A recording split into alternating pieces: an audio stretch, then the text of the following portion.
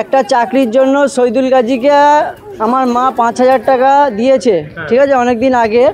সেই টাকাটা আমার মা চাইতো, ঠিক আছে। আমাদের এখানে শহীদুল গাজী এখানে এসেছিল, আমার মায়ের সাথে একটু কথা কাটাকাটি হয়েছে। মেম্বার ওর ভাই সেই জিনিসটা নিয়ে পলিটিক্স করে, ঠিক আছে। তারপর ওর মানে হচ্ছে ওইদুল গাজী আমার মা মুদিবাড়ি ব্যাংকে যায়, পাঞ্জাব ন্যাশনাল ব্যাংকে দুপুর 12টার সময় শুক্রবার।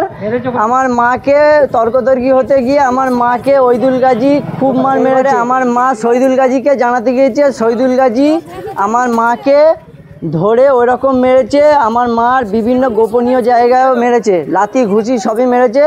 আমার মা আইসিইউমে ভর্তি। দেখুন, এটা আমার জানা নেই, শুনলাম এই ব্যাপারটা। তবে যদি কোনো মহিলা গায়ে হাত দেয়, এটা ভারী অন্যায় কাজ হয়েছে এবং তার আইনত ব্যবস্থা যেন সব গভর্নমেন্ট নেবে এবং আমার পার্টি সিদ্ধান্ত করবে যেটা করায়। এখন অ্যারেস্ট হয়নি, অ্যারেস্টের ব্যাপারটা প্রশাসনের ব্যাপার। পঞ্চায়েত সদস্যের স্বামী কেন সাহস পাবে না? পঞ্চায়েত সদস্যের স্বামী যত তৃণমূল কংগ্রেস, যত সিভিক ভলেন্টিয়ার্স, যত রাজ্য সরকারি কর্মচারী আছে, তারা প্রত্যেকেই জানে যে রাজ্য সরকারে তাদের সুপ্রিমো মমতা ব্যানার্জি সরকার চালাচ্ছে এবং তাদের মাননীয়ার হাত তাদের মাথার উপরে আছে। যত অন্যায় হোক, যত অপরাধী হোক, তাদের কোনো শাস্তি, কোনো সাজা হবে না।